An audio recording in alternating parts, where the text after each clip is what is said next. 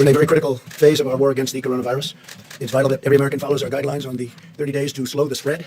The sacrifices we make over the next 4 weeks will have countless American lives saved. We're going to save a lot of American lives, and we're in control of our own fate, very much so. Maintaining social distance, practicing vigorous hygiene, and staying at home are your most effective ways to win the war and to escape danger. While you're fighting this battle from home, we're working with the best scientists, doctors, and researchers anywhere in the world. We're racing to develop new ways to protect against the virus, as well as therapies, treatments, and ultimately a vaccine, and we're making a lot of progress. I think medically a lot of progress. At the same time, we're also racing to get relief to American workers and small businesses, as you know. I want to remind small business owners across America that the Paycheck Protection Program is launching tomorrow. Nearly $350 billion in loans will be available to small businesses, including sole proprietors. These loans are up to 100% forgivable as long as employers keep paying their workers. Got to take care of your workers. Furthermore, we want Social Security beneficiaries to know that if they are typically not required to file a tax return, they don't have to file one in order to receive the direct cash payments that will soon be distributed to American citizens. The Treasury will deposit the money directly into the bank accounts. And don't forget, I will always protect your Social Security, your Medicare, and your Medicaid. We're protecting Social Security, Medicare, and Medicaid, and I always will. I'd like now to invite SBA Administrator Jovita Carranza, who's doing a fantastic job. She's going to be very busy in the next little while, and Secretary Steve Mnuchin to say a few words about these vital initiatives, and then we'll get on to the attack of the virus itself. And please, if I might, Steve and Jovita. Thank you. Thank you, Mr. President and Mr. Vice President, Secretary Mnuchin, Ivanka Trump, and all who I have been working closely with in this effort. Small business is the backbone of the American economy, and the President has put the nation's 30 million small businesses front and center in the response effort, and we are working hard to get money to them quickly. This is an unprecedented effort by this administration to support small businesses, and we know that there will be challenges in the process. Secretary Mnuchin and I are working in tandem to ensure that feedback from our partners is being heard and implemented. The private and public sector must work closely together to ensure that small businesses and their workers across the country are put first. This administration believes wholeheartedly that if you are a small business, you are a critical part of the economic fabric of this country, and your viability is critical to the economic well-being of your employees. At SBA, we are working around the clock to support small businesses, ensuring that we are prioritizing emergency capital for small businesses that are suffering economic harm as a result of this unprecedented situation. This relief will help stabilize the small business sector by providing businesses with the financial resources they need to keep their workers employed and keep up with their day-to-day operating expenses. Today, I want to ensure that small businesses all over the country know about the Paycheck Protection Program and how they can benefit from this. Simply put, the Paycheck Protection Program is to help keep employees on payroll and small businesses open. SBA will forgive the portion of the loan that is used toward job retention and certain other expenses. We are working closely with lenders so that businesses can go directly to their local lenders. Paycheck Protection Program is in addition to substantial work that the SBA has and will continue to do to help small businesses, including providing advances on SBA disaster loans and forgiving existing SBA loan payments over the next 6 months. Additional details on these critically important programs can be found at sba.gov, and we will be updating these resources regularly. Our hearts go out to those affected by this terrible virus. Our communities around the country are stepping up, and we will get through this together. At SBA, we know that every phone call, email, or application submitted has a small business owner, their employees, and the communities they support are on the other side. Our most important objective is to allow small businesses to keep their employees on board and keep their businesses viable through this unprecedented disruption. I want to reiterate the importance of patience in this process as we work together to ensure that businesses are able to access needed credit. We will continue working around the clock as we've done, with our federal and private sector partners expanding capacity and working to make our systems as robust as possible to meet the needs. Thank you, Mr. President. Thank you, Mr. President. Thank you, Mr. Vice President. Thank you, Jovita. Mr. President, you've made clear to us we now need to execute. We need to get money to small business and American workers, and that's what we're doing. The SBA and Treasury committed to get this program up and running tomorrow, and when Jovita says people working around the clock, we had both teams working till 4 o'clock in the morning and start working again today. We've heard feedback from lenders, community banks, regional banks, and we spent the last 24 hours making this system even easier. So this will be up and running tomorrow. I encourage all small businesses that have 500 or fewer people, please contact your lenders. Any FDIC institution will be able to do this, any credit union, existing SBA lenders, and fintech lenders. You get the money, you'll get it the same day. You use this to pay your workers. Please bring your workers back to work. If you let them go, you have 8 weeks plus overhead. This is a very important program. I'm pleased to announce we are going to raise the interest rate on these loans. And again, the interest rate is paid for as part of the program. The bar doesn't have to pay this to 1%. We had announced it was going to be 50 basis points. We've heard from some smaller community banks that their deposit costs, even though the government's borrowing at 3 or 4 basis points, this is on average a 90-day loan. To make this attractive for community banks, we've agreed to raise the interest rate. Again, I encourage everybody, take out the Paycheck Protection Program. I'm also pleased to report the economic impact payments. I previously said this would take us 3 weeks. I'm pleased to report that within 2 weeks, the first payments will be direct deposit into taxpayers' accounts. And as the President said, last night the President authorized me to say that anybody that has Social Security recipients won't need to file a new tax return, and we'll have that. If we don't have your direct deposit information, we'll be putting up a web portal so that you can put that up. It is a very large priority. The President has made clear we want to get this money quickly into your hands. I'm also pleased to report that we continue to work closely with the Federal Reserve. We're in the process of designing a new facility that we call the Main Street Lending Facility. We're also looking at facilities for state governments as well. And I'm also pleased to report the Employee Retention Credit. It's up and running. The first $10,000 of wages, you get a 50% credit. That's $5,000 per person. And for everyone who's kept someone, you can immediately get that money. You can deduct it from what you owe the IRS immediately. If you don't owe us money, you'll get a refundable tax credit. So that is up and running. I'm also pleased to report we have the program up and running. We're taking applications from the airlines, from the cargo companies, and from national security companies. So thank you very much, Mr. President. Thank you, Steve. For Jovita or Steve, any questions, please? Mr. Secretary, Chase Bank sent a letter to its business clients today saying that they don't have necessary guidance from the SBA, from the Treasury Department, to be able to accept loan applications starting tomorrow. The need is clearly enormous, but at least one major bank says they're not fully empowered yet to be able to help their Well, as I spoke to all the CEOs yesterday, I had a conference call with them. We got very good input from them on what they needed. As I said, people were working till 4 o'clock. I believe we just put up the Federal Register with the new guidelines for lenders. I've been assured that the banks will be in the process starting tomorrow. Now, again, it's going to take a little bit of time, but we committed that this will be available tomorrow, and I encourage all companies, go to SBA.com, go to Treasury.gov. You can see the information you need immediately. Secretary, follow up with the small business owners. A number of them saying they were on that conference call and that there's a tremendous power struggle going on between the Treasury and SBA, and that it's over process and forms is what they tell me, that lenders are actually opting out because they can't make enough money to even service the loans. So how are you going to make sure these small business owners get the capital they need to survive right now? Well, first of all, I can assure you, Jovita's here. Jovita used to work for me as the treasurer. There's no power struggle. Jovita and our team, as I said, worked together till 4 o'clock in the morning, started working at 7 o'clock again. We've made the form simpler, and I can assure you, at 5 points, I've told these bankers they should take all their traders and put them in the branches. There'll never be another opportunity to earn 5 points on a 90-day fully government guaranteed loan. And the checks right into direct deposit. IRS now saying it take 4 to 5 months. You're saying 2 weeks. Let me be clear. Let me be clear. I don't know where you're hearing these things. I told you this would be 3 weeks. I'm now committing to 2 weeks. We're delivering on our commitments. The IRS, which I oversee, within 2 weeks, the first money won't be in people's accounts. It's not about the first checks for folks who have direct deposit. It sounds like those will go out pretty quickly. The question is then for folks who don't have direct deposit. And there was a staff memo that was released by the House Ways and Means Committee today saying that that process could take up to 5 weeks. That's to mid-August. Is that how long? That is not going to take 5. Again, let me just say, when Obama sent out these checks, it took months and months and months. I am assuring the American public they need the money now. What we're going to do is, again, if we have your information, you'll get it within 2 weeks. Social Security, you'll get it very quickly after that. If we don't have your information, you'll have a simple web portal. You'll upload it. If we don't have that, we'll send you checks in the mail. How many checks do you process a week, though? How many checks do you? Again, we can process a lot of checks, but we don't want to send checks. In this environment, we don't want people to get checks. We want to put money directly into their account. Thank you, Mr. Secretary. This is for, I guess, both you and the administrator. There have been some anecdotal reports that business people are trying to get access to the online site to submit the applications. The website's been crashing. I've heard of webinars going offline because there's just too many people on them. So how are you guys going to be ready, tomorrow to get these loans out? We brought in a lot of external resources at SBA and us to make sure there's additional capacity. As I said, we heard a lot of good feedback yesterday to simplify this process. It's going to be up and running. Now, let me just be clear. That doesn't mean everybody is going to get their loan tomorrow, but the system will be up and running. We encourage people over the next week, sign up. You can go on right now. You can go on the web, see what information you need. Very simple process. Secretary, on a separate subject, have you been in touch with Leader McConnell and Speaker Pelosi about their differences right now about another stimulus package? I've spoken to the leader. I've spoken to the speaker. I've spoken to the president constantly. When the president's ready and thinks we should do the next stage, we're ready. The president's talked about the issue of infrastructure since the campaign. I think that's a big priority for him. And again, if we run out of money on the small business program, we'll be back right away to Congress to get this increased. Does the unemployment numbers today increase the urgency of doing a phase 4? Well, let me just say, we're going through something that we've never done before, where the government has shut down big parts of the economy because of health reasons. Our economy was in great shape. Our companies were in great shape. There are 3 ways that Americans are going to be protected. For small business, they'll get paid by their business through this program.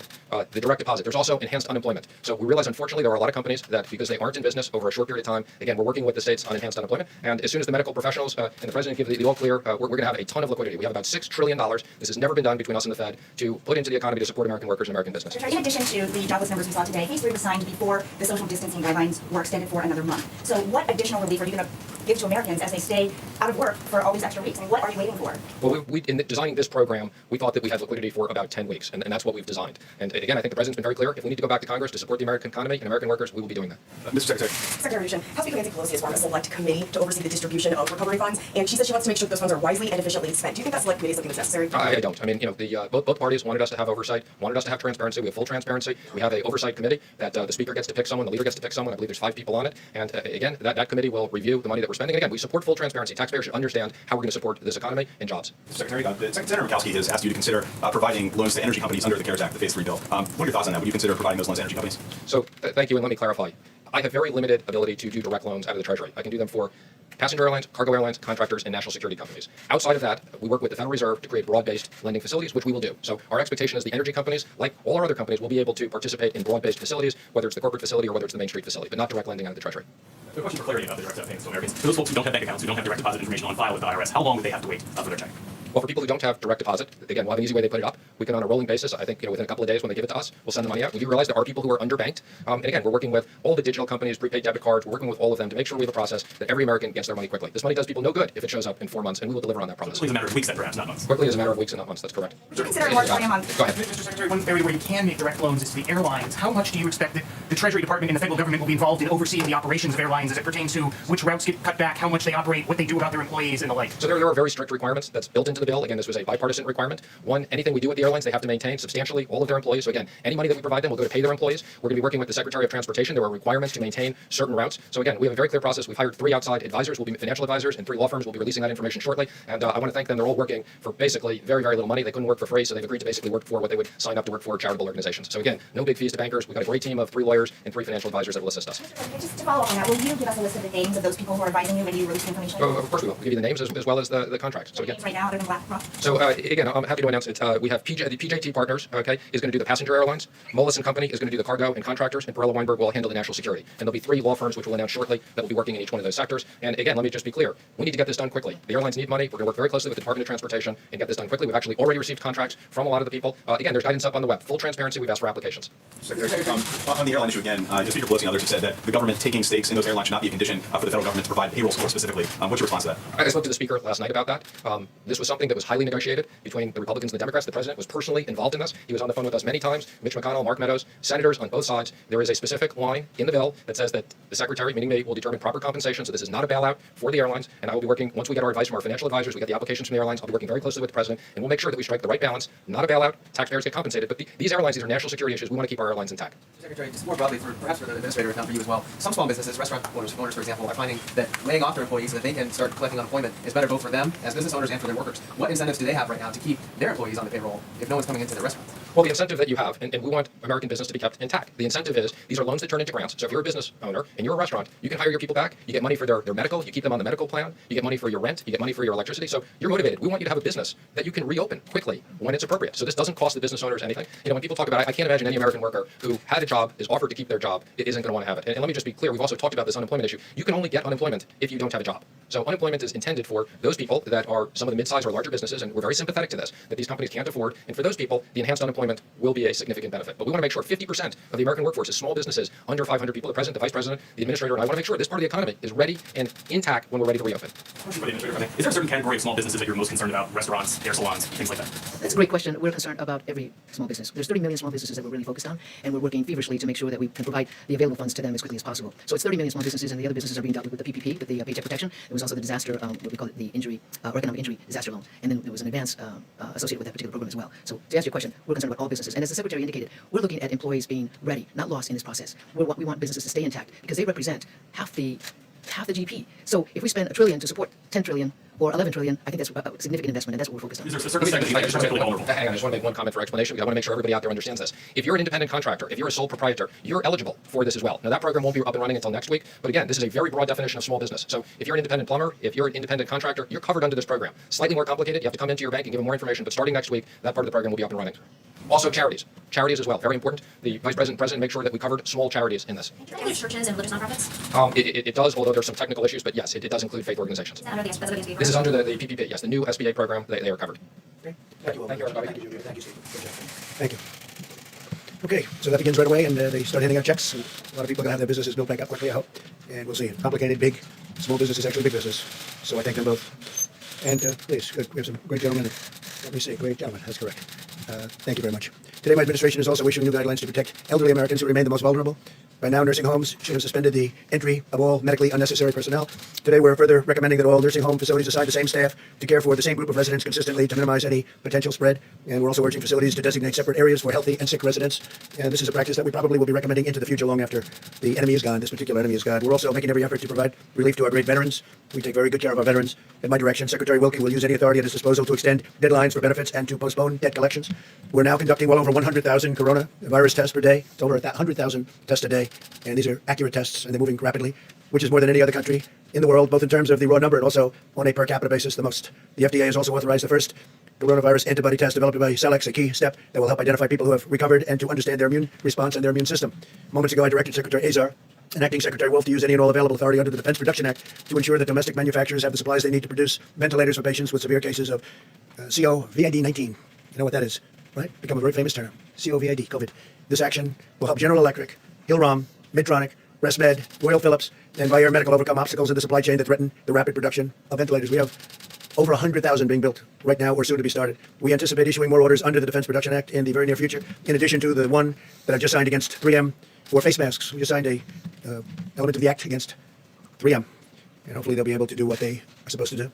Just spoke to Mary Barra of General Motors, and she said they're very soon going to be ready to start production of the ventilators. They have a lot of ventilators that they've committed to build, and they'll be starting very, very quickly. FEMA continues to deliver resources to areas most affected by the virus, including New York. On top of the 3,000 beds we're already providing to the Javits Center, the Department of Defense is adding another 48 ICU beds. Governor Cuomo has asked that this facility go, and it's a big, beautiful facility. It be converted to a COVID hospital, and we hadn't done that yet. We hadn't thought in terms of doing that, but their uses, their real demand is for that. And we had meetings on it with the task force. We had meetings with the military, and I decided to say, yes, I'm going to do that.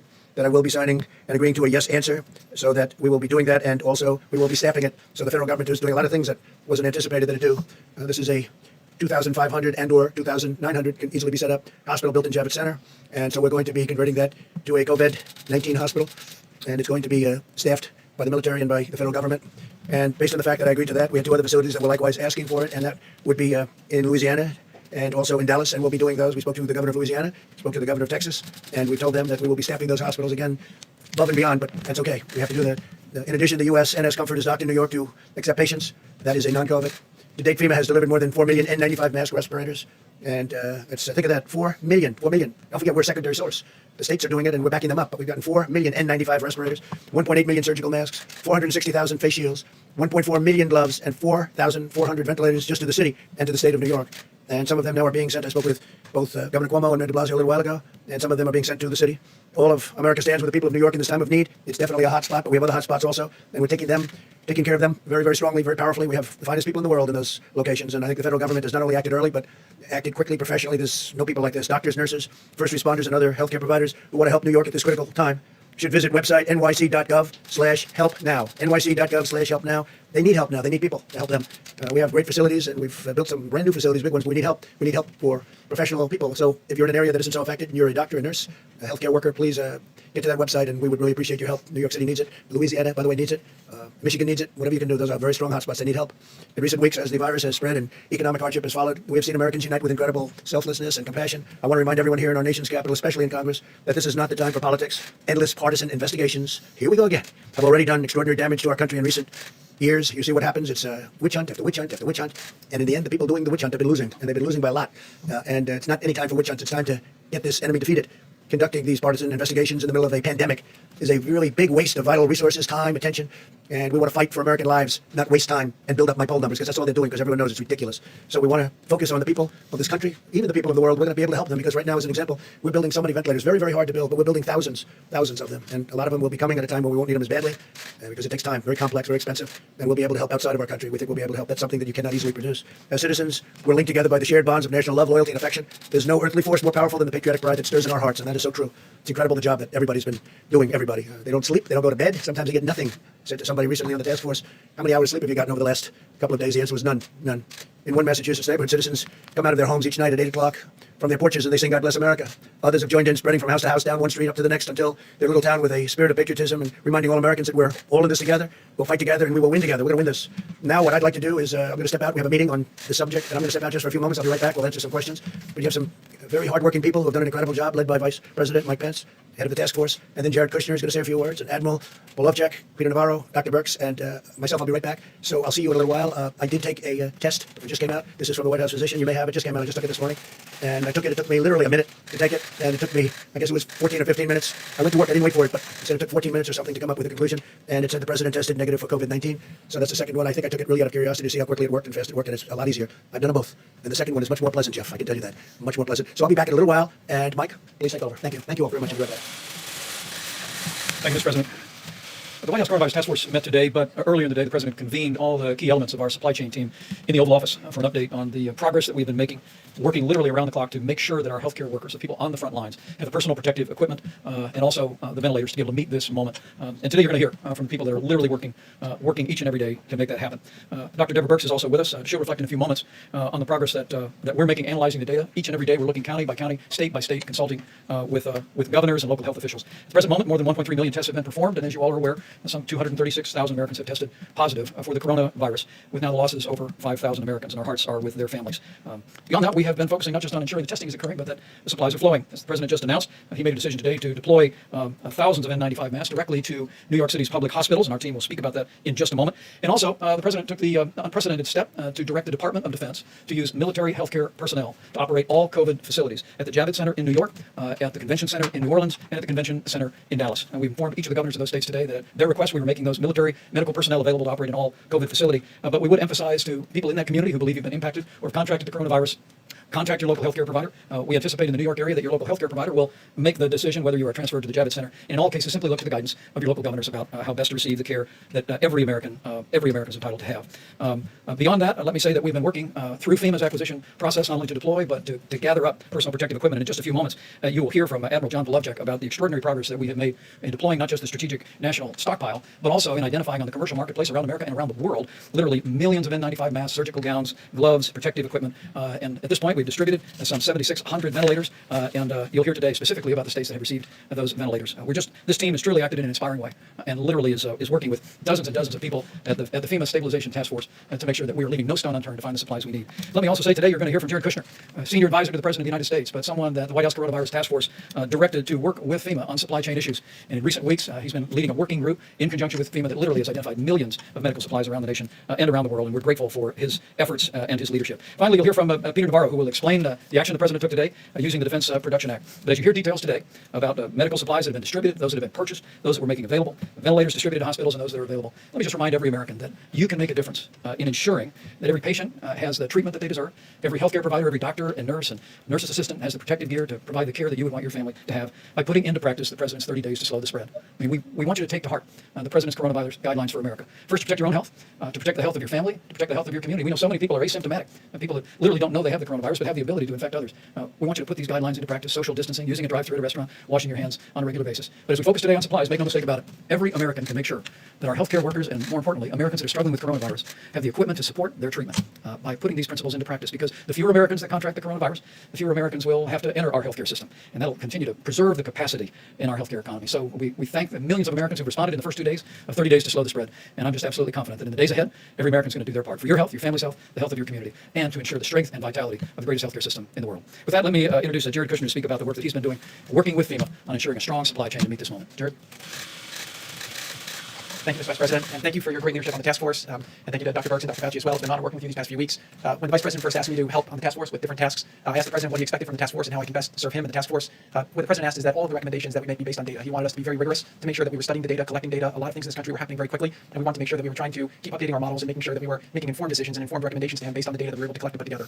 The President wanted to make sure that we had the best people doing the best jobs and making sure that we had the right people focused on all the things that needed to happen to make sure that we can deliver in these unusual times for the American people.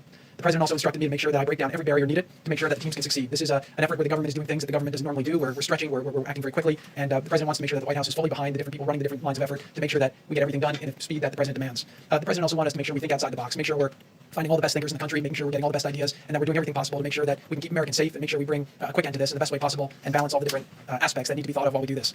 This truly is a historic challenge. We have not seen something like this in a very, very long time, but I am very confident that by bringing innovative solutions to these hard problems, we will make progress. Today, we were briefing the President earlier. He asked me to come out and talk a little bit about what we've been doing on the supply chain task force, which Admiral Polovchek has been leading, and what he's been very impressed by is the way that we've been resourceful to find product all over the world, all over the country, and we are finding ways to solve different problems. The President's been very, very hands-on in this. He's really instructed us to leave no stone unturned. Just this morning, very early this morning, I got a call from the President. He told me he was hearing from friends of his in New York that the New York public hospital system was running low on critical supply. He instructed me this morning. I called Dr. Katz, who runs the system, asked him which supply was the most supply he was nervous about. He told me it was the N95 masks. I asked what his daily burn was, and I basically got that number, called up Admiral Polovchek, made sure we had the inventory. We went to the President today, and earlier today the President called Mayor de Blasio to inform him that we were going to send a month of supply to the New York Public Hospital System to make sure that the workers on the front line can rest assured that they have the N95 masks that they need to get through the next month. We'll be doing similar things with all the different public hospitals that are in the hotspot zones and making sure that we're constantly in communications with the local communities. One thing I will say, just based on data, is that we've been getting a lot of data from different governors and from different mayors and from different cities. One thing I've seen FEMA do very, very well over the last week or so is now we're getting real-time data from a lot of cities. People who have requests for different products and supplies. A lot of them are doing it based on projections, which are not the realistic projections. The projections change every day as we see the cases, as we see the impacts of the stop the spread effort that this task force recommended and the President has been pushing forward. So I do think that we'll see that hopefully there'll be impact of that, and the task force has been working very hard through the FEMA group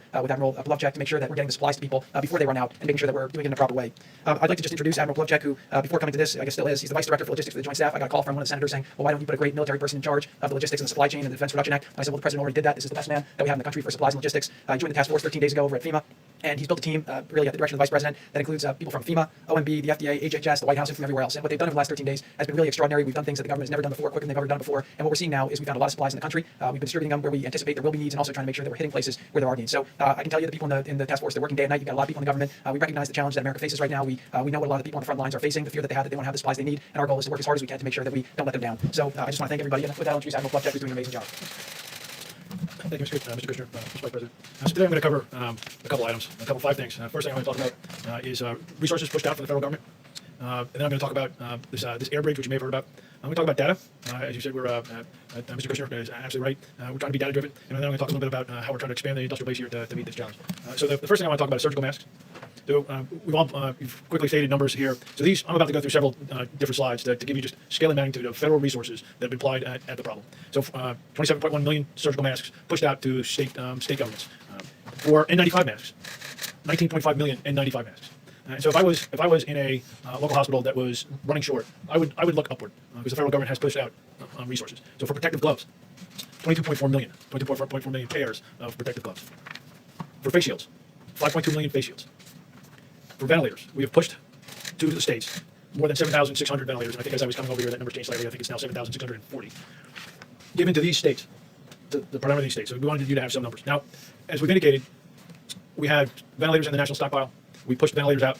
We're holding ventilators to put to the point they need. But we're also buying ventilators. Asking the industrial base, who produces approximately, prior to COVID, approximately 30,000 ventilators a year.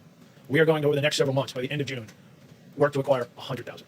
And so one of the tools that we're going to anticipate needing, we've already executed, is all of those vendors that we're buying them from potentially will need help in their supply chains with their suppliers.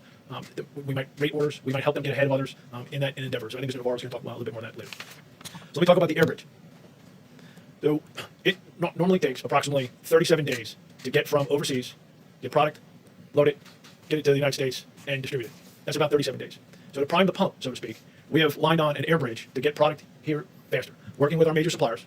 As they work to fill orders to get more to healthcare workers now, we are working to align transportation to product. And one of the things we're also doing is the team that works for me are scouring the globe and finding pockets of personal protective equipment that might not otherwise be in the U.S. hospital supply chain. That is also going on these flights. 6 completed, and a number scheduled. 28 flights scheduled here in the near future. We're working towards, some days we'll have 1 flight, some days that might be 2 flights, multiple flights over the next coming days. These 28 are, as far as I can see, out to a couple of weeks. And again, matching product, 2 flights to create volume in the supply chain here faster than the 37 days. I'm just going to leave that up as I talk about a few other items. So let's talk about New York City and the public health hospitals. I believe they're called New York City Health and Hospitals. President directed, as I speak, there are pallets being formed, truck being loaded. I gave an address in New York City here an hour or 2 ago, and one of our distributors is making that happen, and that delivery will happen tomorrow. On the data front, this is almost unprecedented. This is a commercial supply chain with 6 to 7 major distributors of health equipment. We brought them all in, and we said we need to make informed decisions, and we are going to help make informed allocation decisions. So within a matter of days, feeding from their business systems, their enterprise resource-like systems, I brought on board a tool, a supply chain tower, that the DoD was using to manage a supply chain for a very complex weapon system. Their data goes into a data lake. We have a tool to be able to use their data and see it. I can tell what product is coming in, what their orders are, what they're filling, what they're not filling, and see the volume in the supply chain, and understand what they're doing down to the county level. We're working to get it potentially down to the hospital level. So this 200 and some odd N95 respirators, we took a look in there in the supply chain. We said we have the volume to go do that. I called the distributor, and they're making that happen. We anticipate, as the hotspots around the country, we anticipate these vendors at our direction helping them allocate product to the right place at the right time. So if I talk finally about expanding the industrial base. So the vice president was at Walmart the other day. We told him, I want to get in this game. How do I do that? So I got the call. We provided them specifications. Walmart is going to use their suppliers to cut fabric, make gowns, sew product. But that's not always the case. We have lots of folks that want to help. I believe you will see in the coming days the use of the Defense Production Act in creative ways to help people that are not doing this today to do it. We have essentially leads. The number yesterday was 210. I believe it's probably grew today that we are working with to find how each one of those might need help to get in the game that's not in the game to increase the throughput through the healthcare market. Again, the president gave me one task: get more to our healthcare workers now. And I took that to heart because I have not that I don't need that from the president that direction to move out, but I have family in New York. My sister's a nurse practitioner in a Westchester hospital, and my niece is a nurse on Long Island Hospital. And I have other healthcare professionals in the family. So I have skin in this game. The president asked me to get more healthcare workers. I'm going to get more healthcare workers. Like to hand over to Mr. Navarro. The 200,000 is going out as we it'll be delivered tomorrow. Let me be clear if I can. What Jared announced, what the Admiral just unpacked, is that pallets are being loaded right now to send 200,000 N95 masks to New York City, to the public health hospital. So to the public health warehouse in New York City. All the healthcare workers, help is on the way. Based on the tools and the data you have available to you, where is the logjam? Where has it been? How have you identified that? Because as you say all this, we have millions more PPEs going out the door. As you well know, the frontline medical workers I would answer you this way. We put up a lot of numbers. I said that if you're in a hospital and you're not seeing PPE, I would look up to the state level first. Governors saying they can't get the medical equipment. And the reason for that is because according to governors, and also by the fact that we haven't seen any numbers up there about what is going to the private sector, can you tell us what percentage of the supplies on these large cargo planes are going to private companies versus FEMA versus the states, So FEMA's, 80%? This product that we're moving is primarily a commercial product that would enter the commercial system and be distributed through financial business transactions between hospitals and these distributors. Just to clarify, that explains why states say they're bidding like they're on eBay, because the supplies are going to the private sector, and then they have to go there to get the supplies. That's normally how things work, right? So I'm not here to disrupt a supply chain. So look, these 6 distributors, 6, 7, they have 600 to 700 warehouses. They have trucks to go to the hospital door every day. We're bringing product in. They're filling orders for hospitals, nursing homes, like normal. I'm putting volume into that system. I would say that we have the data now. So we put together this data element over the last 13 days. Get the people in, look at the problem, build this. I'm now seeing truth about what's in the supply chain, and I would say that there's been some abnormal behavior. Okay. Yes, thank you, Admiral. House Oversight Committee Democrats say that FEMA officials told them that the ventilators that the government has ordered won't be ready until June, which is well after the expected peak. Will the Defense Production Act memo signed today do anything to speed that up? Yes, well, Mr. Navarro will talk about that. We're online to receive several thousand ventilators in the month of April and several thousand more ventilators in the month of May, ramping up to a big number in June. Again, going from an industry that produces about 30,000 annual to a very big number.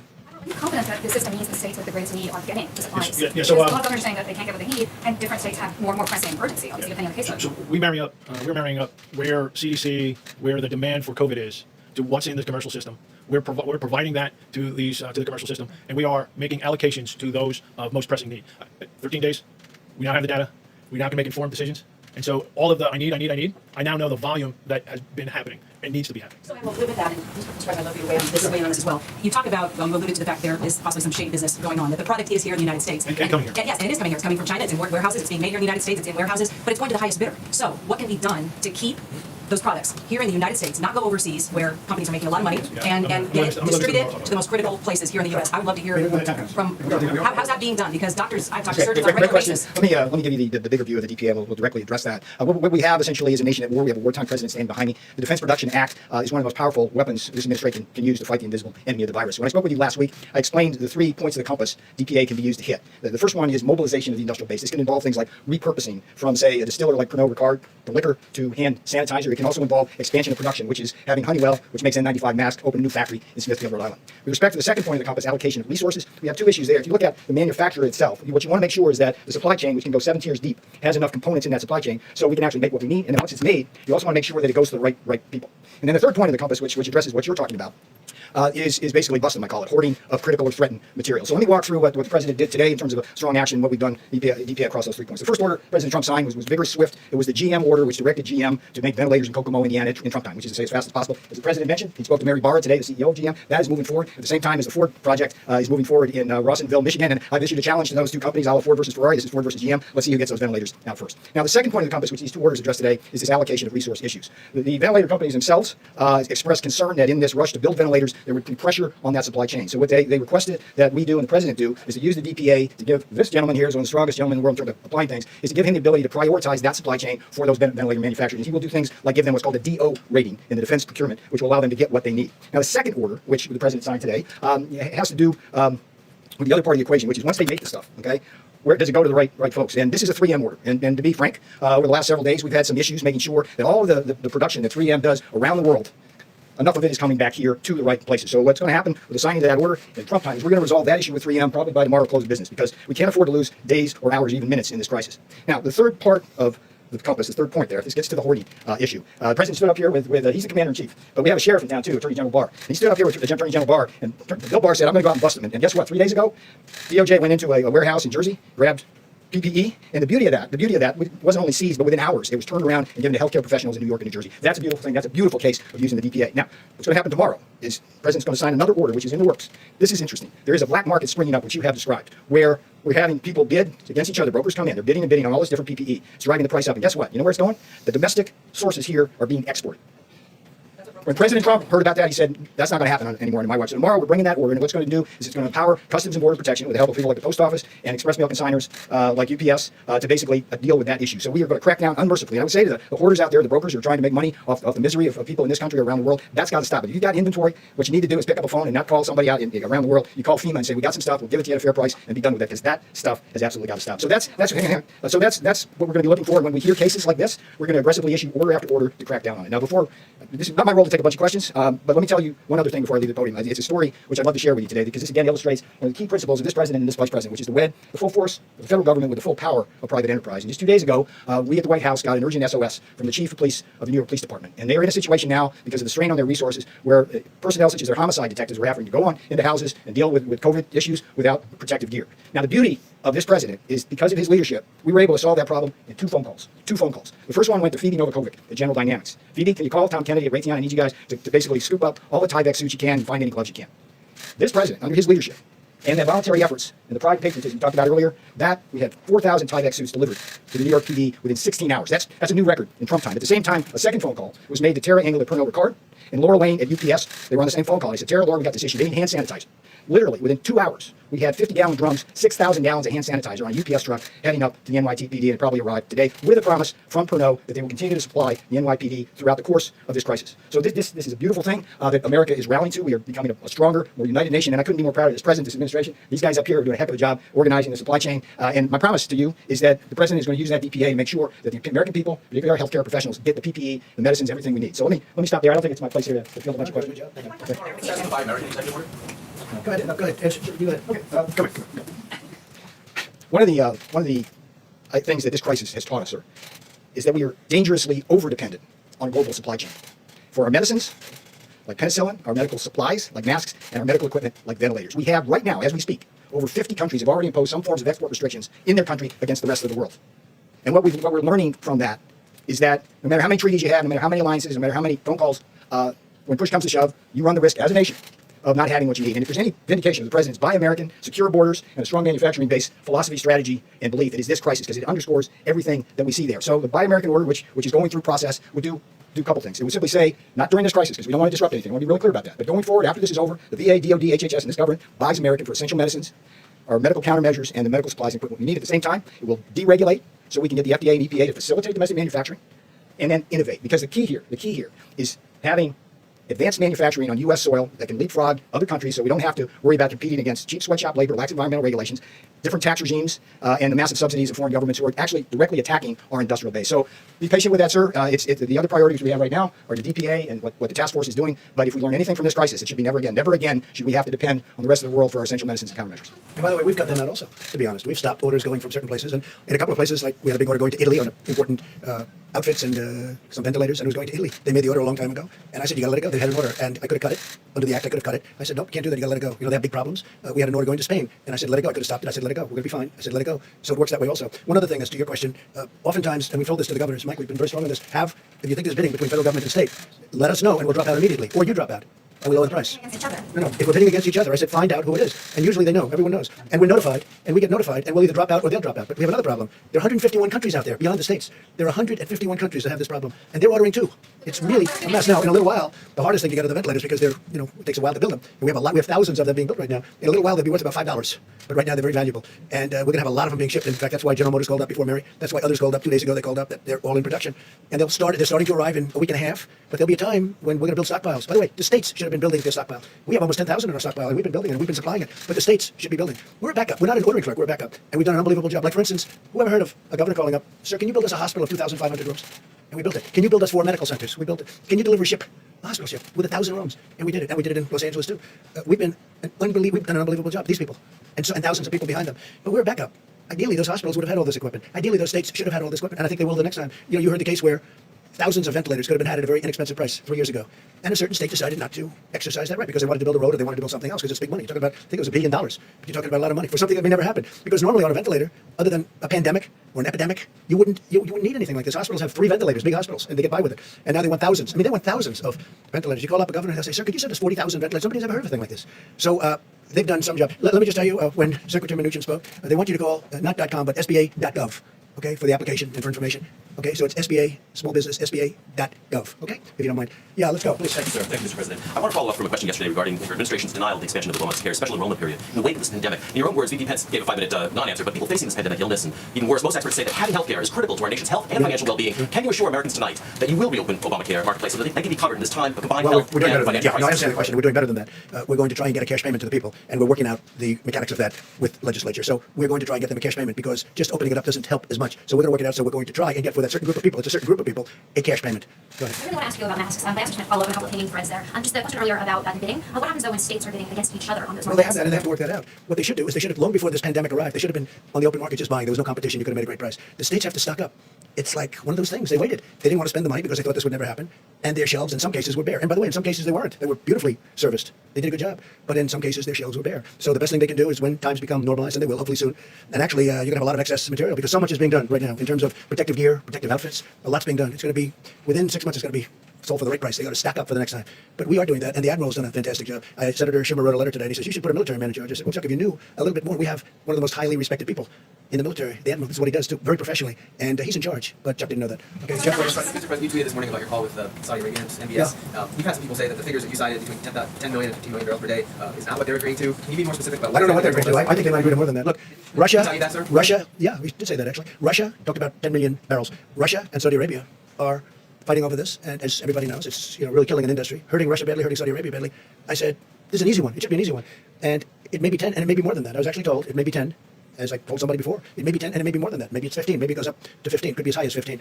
And there's a tremendous oversupply right now. That industry was oversupplied before the virus, and when the virus came along, they lost 35-40% of the world. And there's an unbelievable. You can't get a ship now. Every ship is loaded to the gills, sitting out someplace in the ocean. There's storage tanks. They're not even ships. They're storage tanks. So it would be great for Russia. It would be great for Saudi Arabia. I hope they make that deal. But that's what they told me. They said it's. Well, I think it'll be hopefully soon. I think hopefully they'll announce something soon. Now, can a deal be broken? Can something happen where it doesn't happen? I guess. In which case, there's another alternative. But I'd rather not see that other alternative. I hope they can make a deal. They both want. I think they both want to make a deal, and they're both smart. They love their countries. They want to make a deal. It's good, but it's also good for the world if they do, because you save an industry. Yeah, go ahead. To the back. What do you mean by cash payments? I'm going to let Mike, because we went over this very specifically, and I'll let you talk about it, Mike, because you responded last time. Right. Thank you, Mr. President. As I said yesterday, the President's put a priority on ensuring that no American has to worry about the cost of coronavirus testing, and we've been working every day to make sure that Americans don't have to worry about the cost of treatment. And at this point, the White House Coronavirus Task Force is working on a proposal for the President to use some of the $100 billion that we're making available to hospitals to compensate the hospitals directly for any coronavirus treatment that they provide to uninsured Americans. We're working out the details of that. The President will make a final decision tomorrow. We expect an announcement, but the President's made it very clear. We don't want any American to worry about the cost of getting a test or the cost of getting treatment. And we've expanded coverage through Medicaid, we've expanded coverage through Medicare. Health insurance companies around the country, including Blue Cross, just today announced that all of their members will be waiving all co-payments on coronavirus treatment. Before there's some 30-odd million uninsured Americans, the President has directed the Coronavirus Task Force to find a way to make sure that they know we will find a way to pay for your coronavirus treatment. And the President will be addressing that and announcing that tomorrow. Mr. President, a point of clarification and then a follow-up question. Yesterday you said that you spoke to Florida Governor Ron DeSantis before he issued his stay-at-home order. Did you advise him to issue that order? No, but I talked to him about it, and he wants to do what's right for the people of Florida. He's been a great governor. You can see that just by his popularity, which is extraordinary. We're proud of him. He's done a fantastic job, and he made the decision. But we spoke before he made the decision, yes. And he also said that he is considering putting people who are suspected of having coronavirus or who have tested positive for it in isolation centers, and that he could. I haven't heard that. So he hasn't consulted. I haven't heard that. Yes. So thank you, Mr. President. Debbie Bowden from the New York Post. A few hours ago, Mayor Blasio, the mayor of New York, said that New Yorkers leaving their homes should wear masks. They should also wear masks when they're with other people. Are you considering that kind of recommendation on a federal level? And if you are, how would you prevent a rush of N95 masks? Well, I think they're going to be coming out with regulations on that, and if people want to abide by them, frankly, I don't think they'll be mandatory because some people don't want to do that. But if people want it, as an example, on the masks, if people wanted to wear them, they can. If people wanted to use scarves, which they have, many people have them, they can. In many cases, the scarf is better. It's thicker. I mean, depending on the material, it's thicker. But they can do that if they want. Now, a recommendation is coming out. We'll see what that recommendation is. But I will say this: they can pretty much decide for themselves right now. Nationwide, and Nationwide. nationwide, not just for President, this is best for Dr. Birx, but we've heard some differing guidance here. The WHO, even the Surgeon General, have talked about various studies that show that masks, in addition to maybe not even being helpful to protecting people, may actually increase the rates of illness because people touch the masks and they touch themselves. Sure. Can you talk a little bit about the All right, evolution maybe I will on ask this? Dr. Birx, and you might mention that other point also. No, thank you. So I hope you got from the conference today that we're triangulating data that we know from the case numbers, the testing numbers, the supply chain numbers to create an integrated picture so that we can really support hospitals in their needs. And I think that level of granularity is really critical. Secondly, I just want to make the point that we really applaud the governors that are looking at a whole of state or a whole of metro approach. And what do I mean by that? The United States, going into this, had about 160,000 ventilators across the United States and another 60 to 70,000 anesthesia machines. That's about 5 times what most of the European countries have. But it's a matter of distribution to need. And I really applaud the governors that are bringing together their public hospitals with their more private hospitals and their visibility across their state. Because what we tried to talk about yesterday is every state, every county is different. That's why we're looking at it at that level of granularity. And as we move through this epidemic, the needs need to be very tailored to those counties and frankly those hospitals. I mean, there's a reason why the president and Mr. Kushner have been very much involved in finding out what the public hospitals need. Why is that? Because the public hospitals sometimes have the weakest supply chain because they're often sometimes not as attractive to private sector distributors, or they may be too busy caring for the needs of patients to be really on top of their order forms and their supply chains. So really listening to the community that's at the front of this fight and getting feedback from those specific communities, no matter where they are, and listening to the frontline healthcare workers, because it's their reality that is important to all of us, whether you're the mayor or the governor or the federal government. And if they're saying they need something, we have to work together to supply that. And so that's what you're seeing with this triangulation. Every county will move through this differently, and that allows us to move around these vital issues that protect the frontline healthcare workers and protect the patients through the ventilators to make sure that the supply chain is aligned with the need as it happens. Now, you have to have very good data in order to be willing to work in that level of granularity, and that's what we've been working on to really develop that level of granularity to ensure that. So I just wanted to say one other thing about testing, just to give you the bottom line data of what we're seeing. We appreciate the groups who are reporting, not everyone is reporting yet. And this is part of us trying to understand at a very granular level. We do have 2 states that do have 35% positives, and that's New York and New Jersey. So that confirms very clearly that that's a very clear and important hot zone. Louisiana, though, has 26% of their tests are positive. Michigan, Connecticut, Indiana, Georgia, Illinois, so that should tell you where the next hotspots are coming, are at 15% test positive, and then Colorado, DC, Rhode Island, and Massachusetts are at 13%. There's a significant number of states still under 10%, every one that I didn't discuss. California and Washington remain steady at an 8% rate. So what we're seeing finally is testing improving, more testing being done, still a high level of negatives in states without hotspots, allowing them to do more of the surveillance and containment. And then prioritizing this new rapid test kit to those areas that may not have the same amount of access to the Indian health services and to the public health institutions and the public health and state labs so that they can use that and start forward leaning into surveillance. Now we know there are people waiting for tests, and they're waiting for tests because when these areas became when they got onto the logarithmic curve, we prioritized people whose decisions, where the test decision would make it critical for their care. And so we prioritized hospitals and we prioritized nurses and doctors and frontline workers. So that means if you went through a drive-through or you went through your doctor, you could have that delay. So the mass. So what I tried to give you is how we're using data in a very granular way. And so there's experiential data when you look at communities that have oftentimes utilized masks in general for personal protection from when they particularly are themselves sick and have used their mask in public. And we've looked at the rate of this COVID-19 in those populations. And then we're looking at the scientific evidence to bring those 2 pieces together. Let me just say one thing though. The most important thing is the social distancing and washing your hands. And we don't want people to get an artificial sense of protection because they're behind a mask. Because if they're touching things, remember your eyes are not in the mask. So if you're touching things and then touching your eyes, you're exposing yourself in the same way. So we don't want people to feel like, oh, I'm wearing a mask, I'm protected, and I'm protecting others. You may be protecting others, but don't get a false sense of security that that mask is protecting you exclusively from getting infected, because there are other ways that you can get infected because the number of asymptomatic and mild cases that are out there. And so this worries us, and that's why the debate's continuing about the mask, because we don't want, when we're trying to send a signal that every single person in this country needs to stay 6 feet away from everybody, that needs to be washing their hands constantly and know where their hands are, to send a signal that we think a mask is equivalent to those pieces. So when the advisory comes out, it will be an additive piece if it comes out, rather than saying this is a substitute for. And we want to make sure everybody understands it is not a substitute for the presidential guidelines that have already gone out, and to be absolutely clear about that. What's the question about the tests? There's a lot of evidence we're seeing, but experts are saying that a high number of these tests could be producing false negatives. So Of the Roche and Abbott tests? as many as 1 in 3 tests might be providing false negatives. I don't know, maybe you could That would tell us almost about be the science. impossible without having 35% positives. If that was true, you would have 100% positive or 66% positive. So what I can tell you is the number of positive tests is tracking very closely with the number of cases diagnosed. So I will look into that. I look at the Roche and Abbott numbers every night. They're trending exactly in the same way. And that's important when you're validating data, to really validate, does the same site, in other words, I'm looking between testing sites to see, are there consistencies? Is there an anomaly? To make sure for what you just very specifically asked. So I will go back and look at it more carefully. I haven't seen that kind of anomaly. This is the same platform as being used across the country, and that's a range from what I reported, 3% positivity up to 35% positivity. And that range reflects also what we're seeing with the hotspots and the number of cases. And frankly, I mean, we hate to talk about it, but it also tracks with the hospitalizations independent of diagnosis and the mortality that we're seeing. So all of those pieces validate Concerned together. that people might be getting a false sense of security, or they might not be seeing all of the data here on the passive. Well, I'm telling you, I'm still missing 50% of the data from reporting. I have 660 tests reported in. We've done 1.3 million. So there is, and it could be those sites. So we do need to see, the bill said you need to report. We're still not receiving 100% of the tests. First, with regard to the test, the president's sample collection took 1 minute, results reported back in 15 minutes. I realize you're the president of the United States, but when will everyone get to take a test that works that quickly and you get results that quickly? So these are new tests, and we have prioritized the groups that we think have the least access to testing now. And who do we mean by that? We mean the Indian Health Service. They're often in remote areas, rural areas, the governors of the northwestern states that may not have the advantage of these high throughput machines that are often across the East Coast and in high metro areas, Colorado, and then across the West Coast. So we prioritized the presidential 15-minute test to the Indian Health Services and public health labs so that they can support nursing home testing and other areas where we think surveillance is absolutely key. So at this moment, they're prioritized in that way. Yes, 1,200 of them are going out in that way. More of those tests need to be made in order for They are being made. Yeah. Okay, so in a matter of They're moving very quickly. So I'm glad you asked that, because today there's 18,000 of these machines already out there.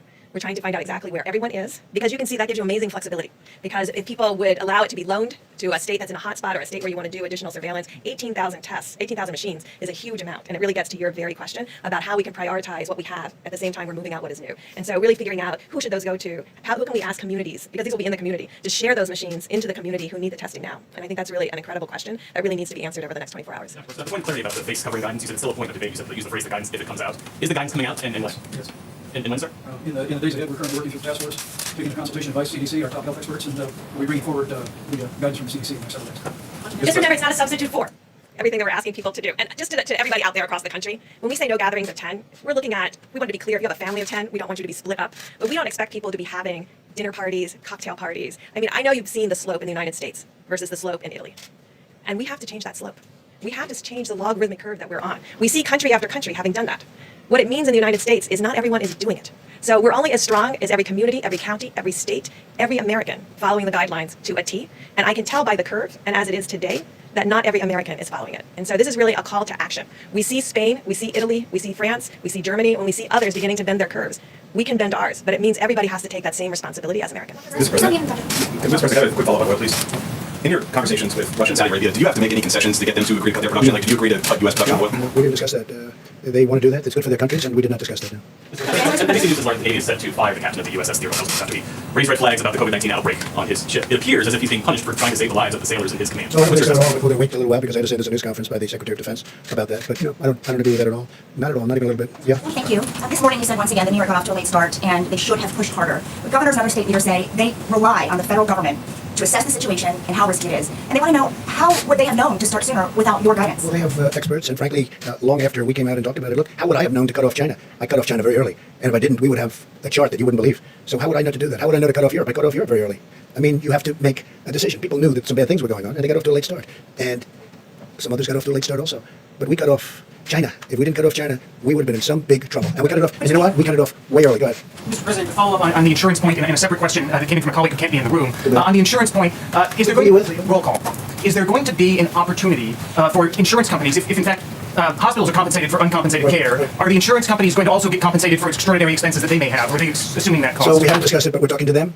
Getting them not to pay copays in the case of the big ones was a tremendous thing. It's a lot of money they gave up. But we're discussing that with the insurance companies. We'll let you know. It'll be pretty quick. Yeah, go ahead. I have a question on Japan, sir. They are expanding their entry ban to include the United States. Are you planning to take any similar action to ban Japanese nationals from coming to the U.S. as a result of this crisis?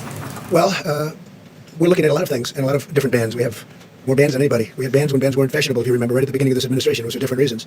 But we've had bans long before people thought of bans. When I did China, it had never been done before. I was the first one to do it. Remember that? It had never, according to what I read in all the papers, this had never been done. This is a terrible thing to do. And 4 weeks later, they were all saying, well, lucky we did it. So we're looking at it. No, we heard that. And I think it's fine that they do that. They're trying to protect their country, and we have to protect our country. Yeah, please. Mr. President, I asked you today about stay-at-home orders, and if that decision should be left in the hands of governors, or if you're considering telling the entire nation stay at home. So just today, Georgia's governor finally issued a stay-at-home order saying that individuals could have been infecting people before they were felt bad, but we didn't know that until the last 24 hours. Is that ignorance, gross incompetence? He's a good governor, right? He's a very good. He's He's a good governor, and he has to make his own decision on that. I let the states. I think we're about 85%. Positive on that. If you look, I think it's about 85% of the states have got to stay at home. Brian's a great governor. It's his decision. He made that decision. Ultimately, he decided to go along with it. And they're doing well. And the state's doing well in many respects. Yeah, go ahead, please. This is a question from colleague Goodin, from Emily Goodin at the Daily Mail. A question in regards to the Russian plane that landed at JFK with medical supplies. Did the United States ask Russia for this aid, or is it just accepting it? We're accepting it. It was a very nice offer from President Putin. I spoke to him the other night, as I told you, and they had excess medical equipment things, and I'll take it. I'll take it. I think it's very nice. We've had some from China. We also help other countries. We like doing that. Like I said before, if we have excess stuff, we let it go out. We let some go out. Well, frankly, they had orders for it, and I didn't want to stop orders. It was a very nice gesture on behalf of President Putin, and I could have said no thank you, or I could have said thank you. And it was a large plane of very high-quality medical supplies, and I said, I'll take it. Any further aid in your I think conversation? he would have. We asked for it, but he was very nice. It was part of the call. He suggested, he said, we have it. It's additional. They have very big difficulties with this virus also, as you know, Russia. I thought it was a very nice gesture on behalf of President Putin. I could have said, no, I don't want it, or I could have said, I'll take it. And you know what they said? I'll take it. Is that further aid? I think so, yeah. If they send things that we need, I take it. Sure. Nice gesture.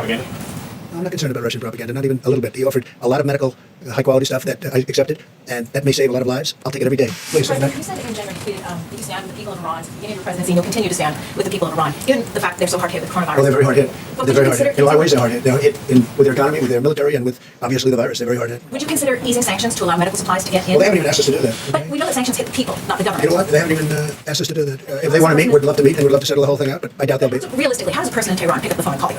I think they love America. I think the Iranians love America. I think they'd love to be free. I think they'd love to have just some of the things that we have. You know, I remember Iran many years ago. Friends of mine were always in Iran. They were doing real estate deals in Iran. They were building beautiful buildings all over Iran, apartment houses. They were very successful. And then one day that came to an end. But you know what? The people of Iran, they remember that. It was a long time ago, but not so long ago. They remember it. And I'll tell you, they love America. They love what we stand for. And we're not looking for change. We're not looking for government takeover, government change. You know, this country's been through that many times. That doesn't work. Would you encourage other countries who are maybe concerned about what I did? foul? Yeah, what I did is, you know, I put it out very publicly with respect to Iran. I said if they need help with respect to the virus, we'd love to send with the greatest medical professionals in the world. We'd love What to countries send are you encouraging, perhaps, to lend their support? Because there are many countries that I'm feel... not encouraging, I'm discouraging. They've been a very hostile country. They made a deal that President Obama should have never made. It was a short-term deal, giving them $150 billion, giving them $1.8 billion in cash. Green, fill up this room 5 times. Do you have a moral responsibility? No, nobody's even asking about it. I have a moral responsibility to help them if they ask. If they needed help, I would certainly consider The different United things. Nations says they need help. Well, that's up to the United Nations. I'm talking about us. And what happens is if they wanted help, because they have a very big case of virus, a very, very big case. It's one of the worst on earth, if you believe what you're reading, and I happen to believe what I see and what I know. And if they wanted help, we give them help. Yeah, you had one in the back, please? Mr. President, and a question for Jared too. You talk about a granular approach to receiving data from these different states and regions to try and figure out what they need. President, you just enacted the DPA on ventilators and masks. Are there any signals from across the country that might indicate there are other things besides masks and ventilators that are slowly kind of rising in terms of like hand sanitizer, for instance? Sure. So the first issue that we've been dealing with was really the ventilators. That was the number 1, number 2, and number 3 from all the states. What we've been finding is that people have a lot of these requests based on models, and what we've been trying to do over at FEMA is say to the states, well, if you would like ventilators, we need to see first look in your states, right? So for example, in northern Jersey, they're going down to southern Jersey and they're finding ventilators and trying to relocate them to where they have their hotspots. The second thing that we've done is we've asked them to survey for alternative ventilators. Dr. Burke spoke before about the anesthesia machines and the ability to convert them to be ventilators. So we're asking people to be resourceful inside their states before they come to the federal government. The third thing we've been asking states to do is to provide what their daily utilization rates are. So everyone's asking for everything. One congressman got a call from his local hospital saying, I need 250 ventilators. And he said, well, you don't have a COVID patient within 4 counties. Why do you want 250 ventilators? And he says, well, we just want to be safe. We're very nervous right now. So what you have all over the country is a lot of people are asking for things that they don't necessarily need at the moment. And the job of FEMA and Admiral Bluffjack has been to try to make sure that we're getting the real data from the cities, from the states, that we can make real-time allocation decisions based on the data. And right now what's happening is a lot of the different cities and states are providing FEMA that information. We're talking to them daily. They're updating that information daily, and that's enabling the federal government to make much more informed decisions on where they position ventilators. You also have a situation where in some states, FEMA allocated ventilators to the states, and you have instances where in cities they're running out, but the state still has a stockpile. And the notion of the federal stockpile was it's supposed to be our stockpile. It's not supposed to be state stockpiles that they then use. So we're encouraging the states to make sure that they're assessing the needs, they're getting the data from their local situations, and then trying to fill it with the supplies that we've given them. The same thing with the masks. So the N95 mask is actually an item that wasn't used as frequently in the medical profession before this. It was used mostly for diseases. So speaking to a lot of the doctors and hospital administrators, they would say they used actually a very low percentage of the N95 masks. What the president and the vice president were able to do with Congress was to get the waiver so that you could expand the pool. So a lot of the masks were used for the construction industry. So now there's a much bigger pool of masks in the country. There was a stockpile. They distributed that based on where they anticipated a lot of the need would go, but a lot of that still is stuck with the states, and it hasn't trickled down to the right places within the states. So I would just encourage you, when you have governors saying that the federal government hasn't given them what they need, I would just urge you to ask them, well, have you looked within your state to make sure that you haven't been able to find the resources? Unlike other countries, a lot of the medical system in America is private. It's not a public government control. So you have to get the data from what's in their state, look at it in that way, and then make sure that they're being resourceful in a way to do that. And also ask them what their utilization percentage is, because if one governor is asking for more ventilators and if the federal government sends them more than they need, the goal here is not to have ventilators sitting in a warehouse where you have another state where you have people who need them. So what we're trying to do is make informed, data-driven decisions both on ventilators, masks, any other supply we can get to make sure it's going to the people who need them. In order to weigh in on the reports, which I'm sure you're aware, where unnamed White House officials have described your role as being something running a shadow task force. How do you describe your role? How do you describe the qualifications you bring to your role? Yeah, I would just say very simply, look, the president asked the vice president to run the task force. The vice president asked me to assist. I've been serving really at the direction of the vice president. He's asked me to get involved in different projects. The vice president and I speak probably sometimes 5, 10 times a day, but everything that I'm doing is at the direction of the vice president. If some people are talking to you, that means they're probably not informed as to what's going on. But I can assure you that I'm speaking with Dr. Birx, Dr. Fauci, the vice president, and the president multiple times a day to make sure that I'm accomplishing and focusing on the objectives that the vice president deems a priority. To follow up on the Or they ventilators, the don't national exist. Or these stockpile. sources don't exist. They're fake sources. A lot of fake sources say that they don't exist. We have a long time ago reading a lot of fake sources that don't exist. Thank you, Mr. President. Jared, what triggers sending a ventilator from the national stockpile to a state? In other words, how sick does somebody have to be to get one of these national ventilators? Well, that's not the issue. That's not the criteria. You have the states basically putting in the request, and they're giving us their utilization percentages. So it's a very simple formula. The states should know how many ventilators they have in their states. And by the way, some governors you speak to are senators, and they don't know what's in their state. Some governors I'll speak to, and they'll know the number how many ventilators they have in their state, because that's the first thing a good manager will do. What a lot of the voters are seeing now is that when you elect somebody to be a mayor or governor or president, you're trying to think about who will be a competent manager during the time of crisis. This is a time of crisis, and you're seeing certain people are better managers than others. So what I would say is that the way the federal government's trying to allocate is they're trying to make sure you have your data, right? Don't ask us for things when you don't know what you have in your own state, just because you're scared. You ask your medical professionals, and they don't know. You have to take inventory of what you have in your own state, and then you have to be able to show that there's a real need. And so we pre-positioned a lot of things because most governors off the bat didn't know what they needed. But FEMA has a joint command with Admiral Bluffjack, Admiral Giroir, and Pete Gaynor, where every couple hours when their requests come in, they evaluate the request, they all vote on the request, and then if there's something that they want to elevate the task force, they bring it to the vice president to make a recommendation. Sure, but you might ask Deborah. We're literally tracking hospitalization cases on a daily basis, interacting with governors and health systems, and that informs our supply chain decisions. Yeah, I want to thank the health commissioners and all of them that have been sending hospital data in. I think it's really critical and important to all of us.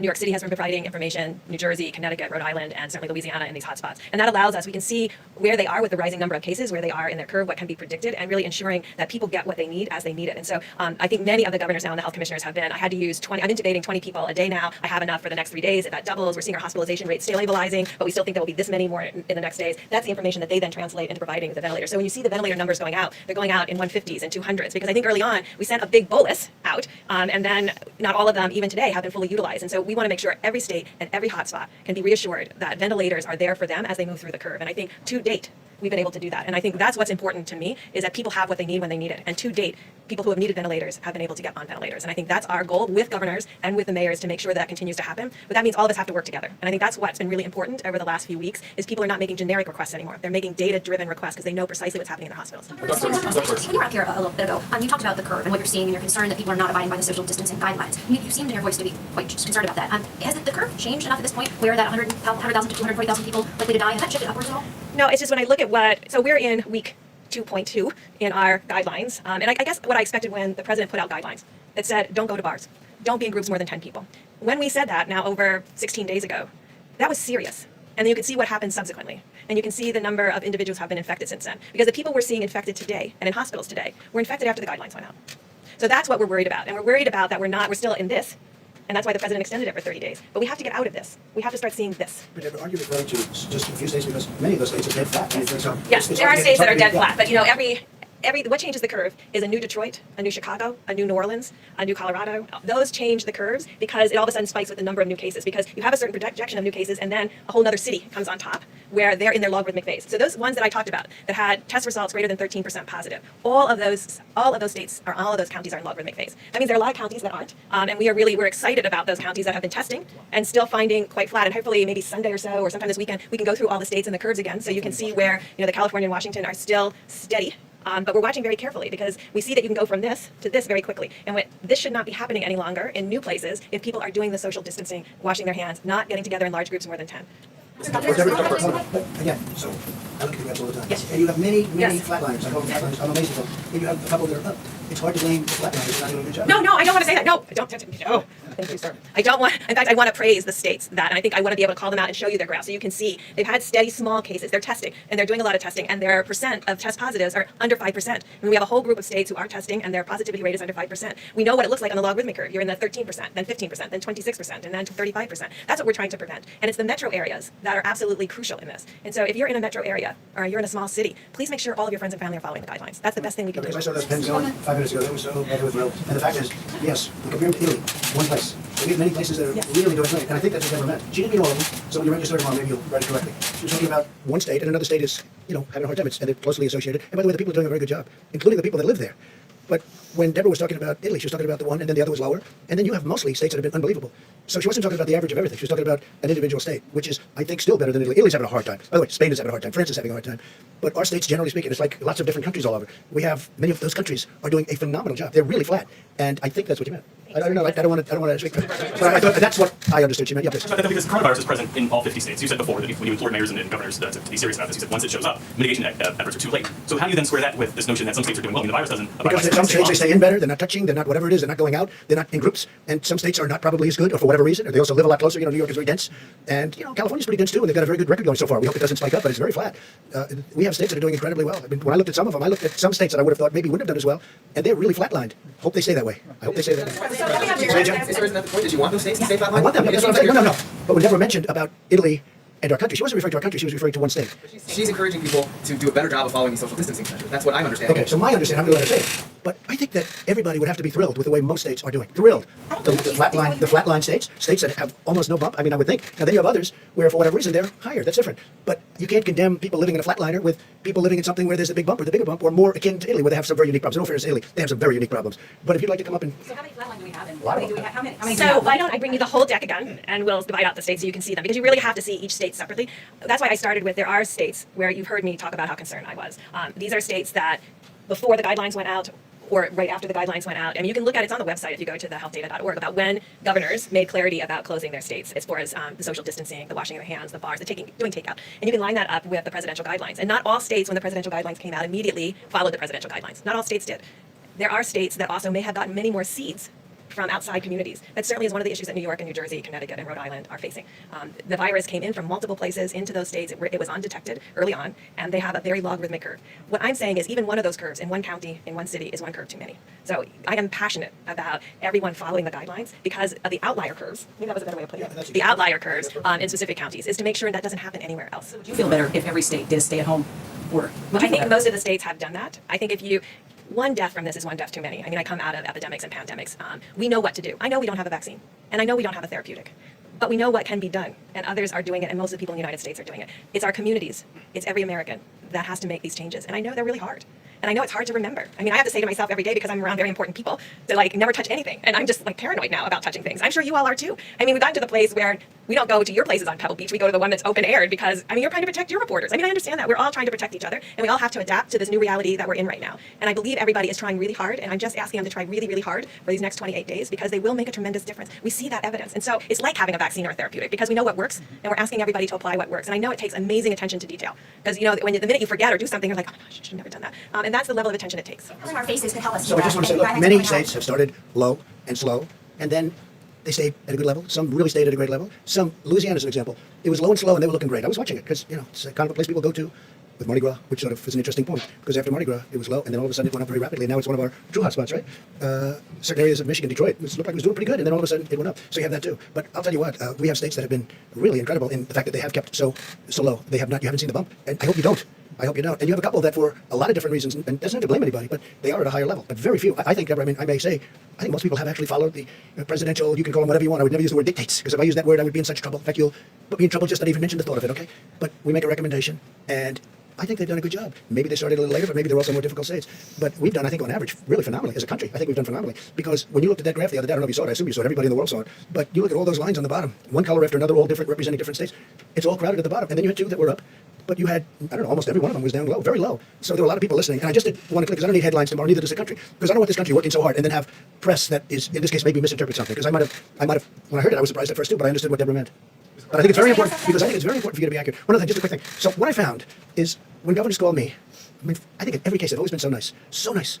And I've seen them and heard them say, thank you very much. You have done a great job, a fantastic job in one case. Thank you, thank you, thank you. Then I'll see the governor, usually of the opposite party, in almost all cases, except maybe one. But in almost all cases, they're very generous, they're very nice, they thank me, everything's great, we're doing a great job. And then I'll see them on television and it's like a different person. And I realize there are some people, because of politics, that if they say, we want 1,000 ventilators, and I'll say, no, Jim, I want to give you 5,000 ventilators. They'll say, thank you, you are the greatest president that's ever lived. And then I'll see them quoted in a paper or see them on a show. And they'll say, the president didn't come through for me. I'm very disappointed in the president. And we have a lot of that. They're very happy when they talk to me, then I see them. But there are some people, if they asked for 500 or something, and if I gave them 5,000, they will say, you'll say, how's the president doing? Well, we don't like the job.